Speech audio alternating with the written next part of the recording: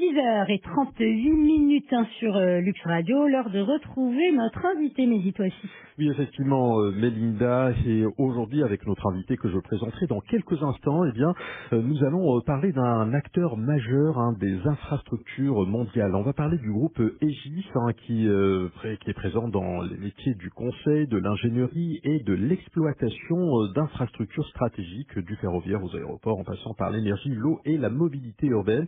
Alors le groupe traverse actuellement une phase d'évolution importante de son modèle, marqué notamment par une internationalisation très forte de ses activités, une montée en puissance des concessions et l'exploitation d'infrastructures, et une réorganisation récente de certaines activités africaines avec la création du groupe Infra.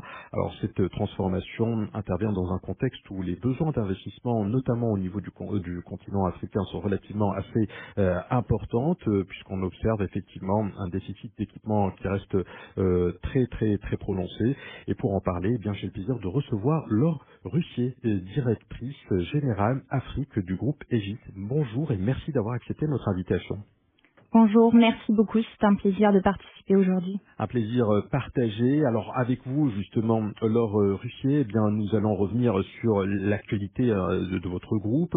Alors quand on observe la trajectoire récente d'Aegis, eh bien on voit qu'il y a une internationalisation qui est très forte de l'activité, une montée en puissance des concessions, de l'exploitation d'infrastructures et une réorganisation récente de certaines activités africaines avec la création du groupe Infra.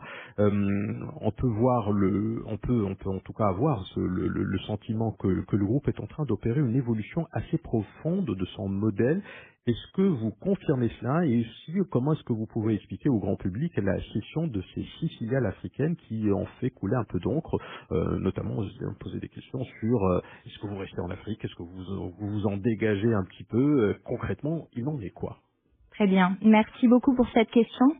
Donc effectivement, le 17 février, il y a à peu près un mois, le groupe Aegis a acté la cession de 6 de ses filiales africaines. Donc ça concerne nos filiales à Madagascar, au Cameroun, au Kenya, en Côte d'Ivoire, au Sénégal et au Rwanda.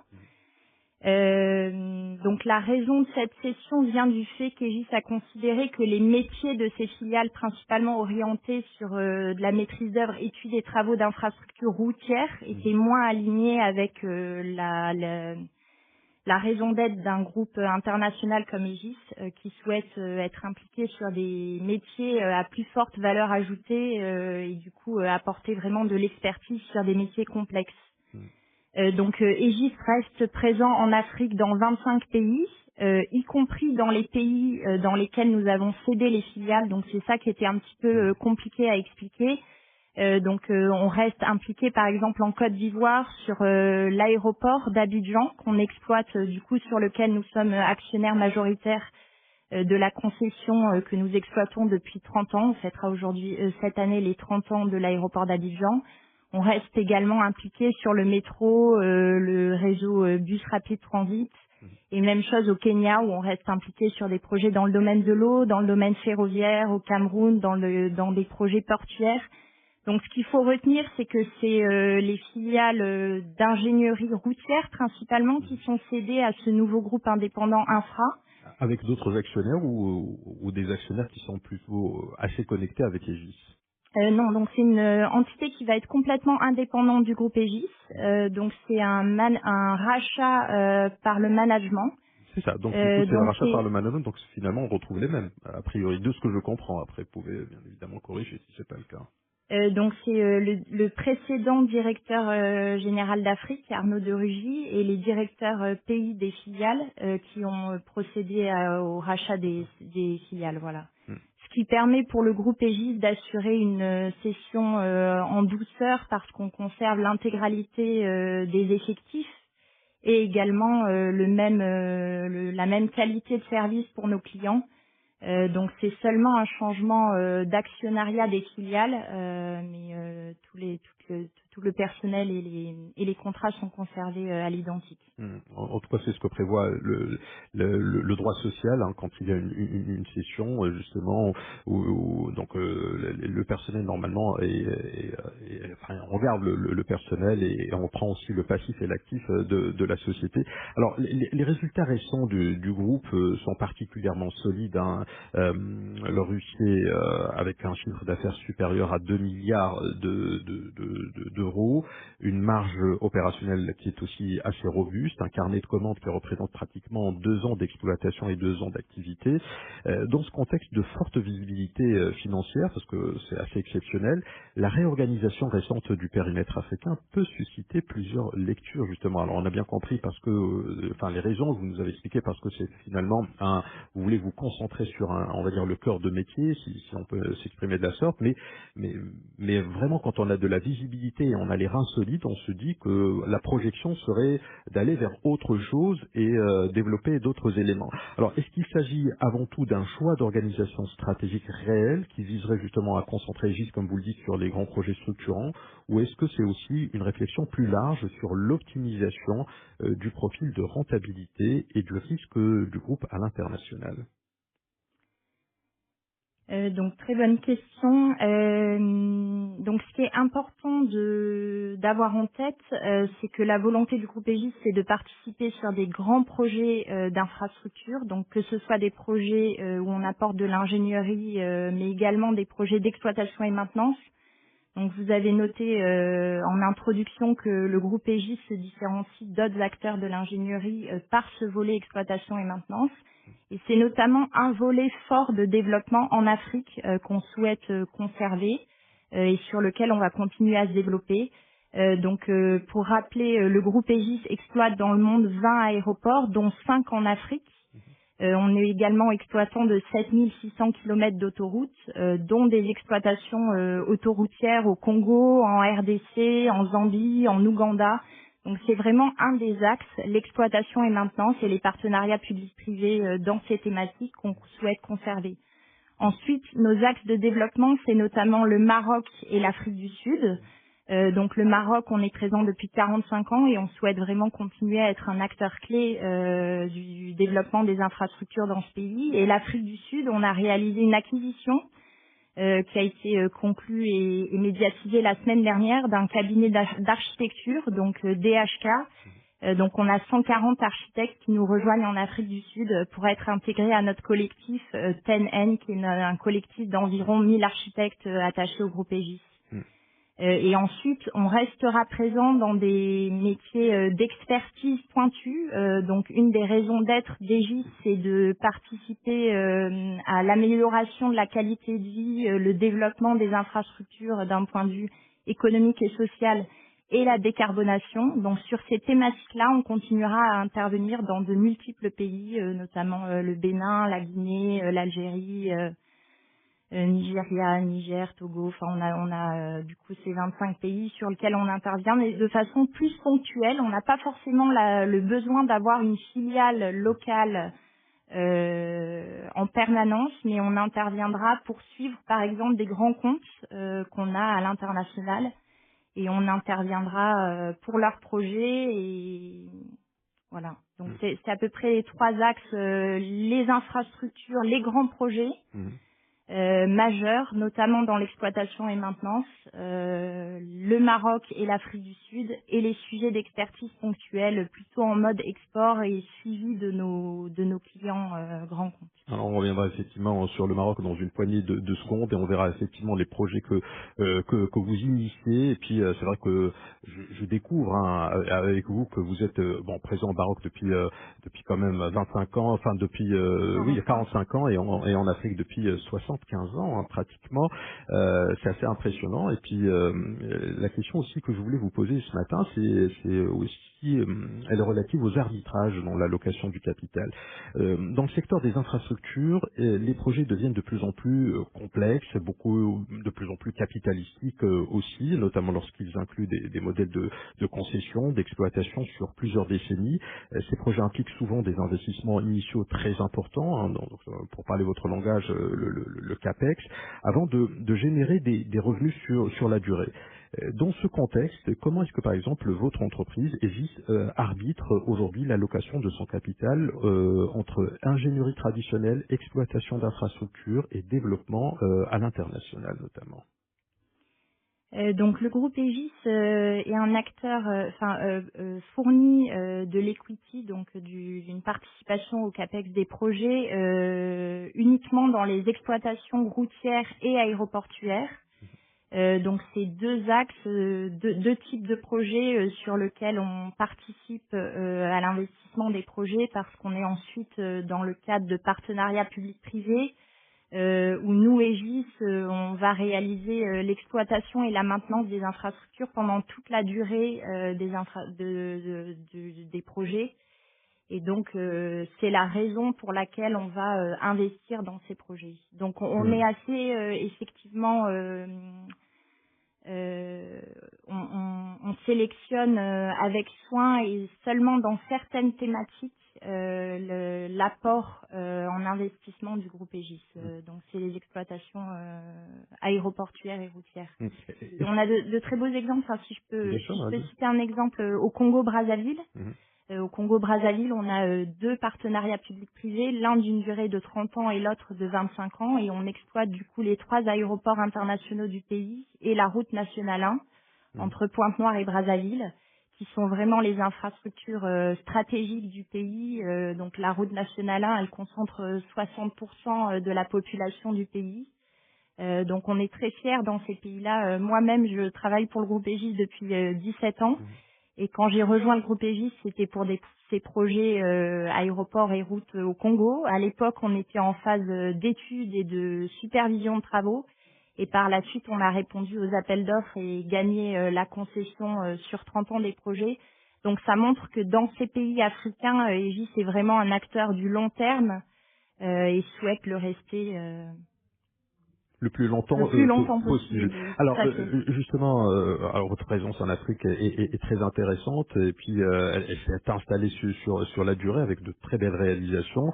Mais en même temps, le marché des infrastructures au niveau de l'Afrique attire aujourd'hui des acteurs très divers, des groupes européens historiques, des entreprises chinoises, hein, et là c'est vraiment un vrai sujet, des investisseurs du Golfe de plus en plus, ou encore des acteurs turcs aussi. On peut retrouver sur certains projets des acteurs turcs. Dans cet environnement qui est vraiment très concurrentiel, la différenciation ne repose plus uniquement sur la compétence purement, j'ai envie de dire, technique. Pour vous, justement, la véritable valeur ajoutée du groupe que vous dirigez, est-ce qu'elle se situe aujourd'hui dans l'ingénierie, dans la structuration financière des projets ou dans la capacité justement à exploiter les infrastructures sur le long terme? Et la question qui vient encore en complément de celle-ci, c'est comment est-ce que vous intégrez justement la population locale dans des projets sur lesquels vous vous positionnez sur des durées relativement assez longues? Merci pour la question.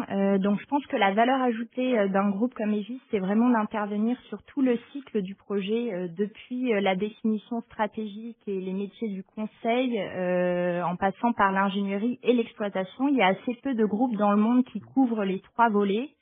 Et ça nous permet du coup de vraiment concevoir en amont les infrastructures, aider à les réaliser et les exploiter sur le long terme. Après, ce qui est important de noter, c'est qu'effectivement, Egis est à l'origine un groupe français, mais réalise actuellement 72% de son chiffre d'affaires à l'international. Et le fait que vous mentionniez qu'il y ait différents types d'acteurs, notamment chinois, turcs, Moyen-Orient, qui interviennent en Afrique, le fait qu'on ait de la présence dans ces pays-là nous permet de créer des collaborations et des partenariats avec ces entreprises. Et du coup, c'est vraiment une force de travailler avec ce réseau d'implantation et de collaboration. Voilà. Je vous posais la question, leur Russie et DG Egis Afrique, parce que quand on voit par exemple l'évolution des groupes chinois, il y a j'ai envie de dire un écosystème, en partant du financement bancaire, en partant aussi, enfin là il y a une vraie plateforme avec laquelle ils arrivent, ce qui n'est pas forcément le cas de votre entreprise à vous. Donc dans cet environnement, comment est-ce que vous allez véritablement pouvoir avoir les coups des franches pour pouvoir agir? C'était un peu ça le sens de ma question. Est-ce que vous voulez peut-être revenir sur ce point, ou est-ce qu'on peut éventuellement passer justement au Maroc et aux infrastructures que vous développez chez nous? Oui. Peut-être juste pour revenir sur ce point et pour compléter par rapport à la à l'emploi Et puis le local et à soutien diplomatique l'investissement. aussi, hein. Le soutien Oui, diplomatique est très important. oui, Pour oui, ces oui. entreprises chinoises notamment, et puis pour vous, je ne sais pas comment ça se passe. Oui, oui, oui, tout à fait. Donc notamment si on revient par exemple sur l'exemple au Congo, donc on est coactionnaire avec une entreprise chinoise et avec le gouvernement congolais et c'est tout à fait ces thématiques que vous venez de mentionner. La diplomatie française est quand même très bien présente et au Congo. Donc on a vraiment créé ce partenariat tripartite comme on l'appelle Chine, France, Congo.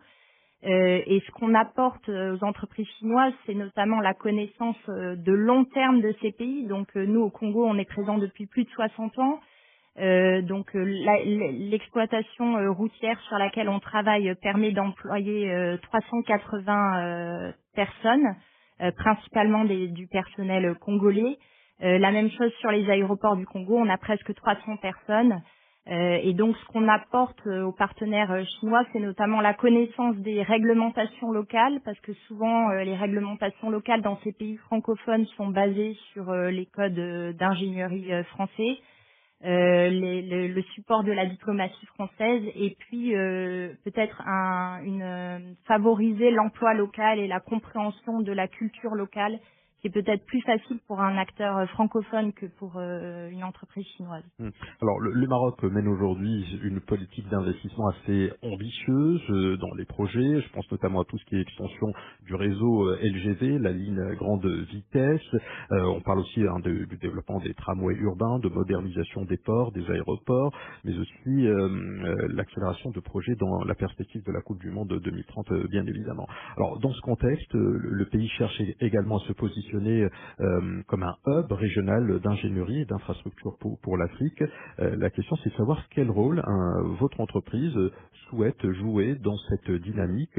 Est-ce que vous vous positionnez beaucoup plus comme un simple partenaire technique sur certains projets, ou est-ce que vous êtes carrément, on va dire, un acteur structurant, capable justement d'accompagner notre pays, le Maroc, dans sa stratégie de développement des infrastructures à l'échelle continentale? Donc Aegis intervient au Maroc depuis 45 ans, comme vous l'avez mentionné initialement, et sur toutes les thématiques que vous avez citées. Aegis a fait le choix aussi d'implanter sa direction régionale africaine à Casablanca, au CFC, Casablanca Finance City, ce qui est un signe, comme vous le suggériez, qu'Aegis considère que le Maroc est un hub pour rayonner sur l'Afrique. Donc peut-être pour décrire un peu plus nos activités au Maroc, on intervient effectivement comme partenaire de long terme d'organismes comme l'ONCF, l'Office national des chemins de fer. Donc on était intervenu sur la LGV, la première LGV africaine, le tronçon Kénitra-Tanger. À l'époque en maîtrise d'œuvre, et donc là on accompagne le nouveau tronçon, les 430 km entre Kénitra et Marrakech, en assistance à maîtrise d'ouvrage, mais on ne le fait pas seul, on le fait accompagné. On est 3 entreprises, donc c'est Aegis, mandataire d'un groupement avec Sistra, autre entreprise française, et Novec. Donc dans tous ces projets, on le fait toujours en partenariat avec des entreprises marocaines. On peut citer aussi les lignes de tramway à Casablanca, les lignes T3 et T4, où nous étions en partenariat de nouveau avec Novec et l'atelier d'architecture A1. Voilà, et donc on intervient effectivement à la fois sur le transport longue distance et à la fois sur les lignes en cours et les lignes à venir, parce qu'on intervient aussi pour l'ONCF sur la planification du nouveau tronçon qui ira jusqu'à Agadir. Donc c'est un peu effectivement ce cycle conseil, ingénierie, supervision de travaux et exploitation et maintenance qu'on essaie de déployer au Maroc. Alors une question, on va dire, un peu plus large pour clôturer. Laure Russier, DG de Aegis Afrique, si l'on se projette à l'horizon de 10, 15 ans éventuellement, les besoins en infrastructure devraient croître très fortement dans les régions émergentes, hein, donc l'Afrique en particulier, sous l'effet de la croissance démographique, l'urbanisation, un certain nombre d'éléments. Certains observateurs considèrent que le continent pourrait entrer dans un cycle d'investissement qui est comparable à ce qu'a connu l'Asie il y a encore quelques décennies. Dans cette perspective, quel rôle Aegis souhaite jouer dans cette transformation? Est-ce que c'est celui d'un grand ingénieur conseil international, d'un développeur de projet ou d'un opérateur d'infrastructure sur le long terme? J'ose espérer que nous arrivions à jouer sur les trois volets, à la fois sur le conseil, l'ingénierie et l'exploitation et long terme. En tout cas, c'est une volonté du groupe Aegis de continuer à être impliqué sur ces différents volets, oui. Voilà. Après, tout dépend de la volonté des pays pour que des acteurs privés s'investissent, par exemple, dans l'exploitation et maintenance. Au Maroc, par exemple, c'est pas un pays sur lequel on a la possibilité d'investir sur des partenariats publics-privés parce que actuellement, c'est pas en phase avec la volonté politique. Donc, on s'adaptera en fonction des contraintes et effectivement. Pour essayer de continuer à appuyer les pays là où ils en émettent le besoin. Très bien. En tout cas, merci beaucoup, Laure Russier, d'avoir pris le temps de répondre à nos questions et d'avoir partagé avec nous votre vision de la stratégie d'Aegis et de l'évolution des infrastructures en Afrique. Merci beaucoup. Merci à vous.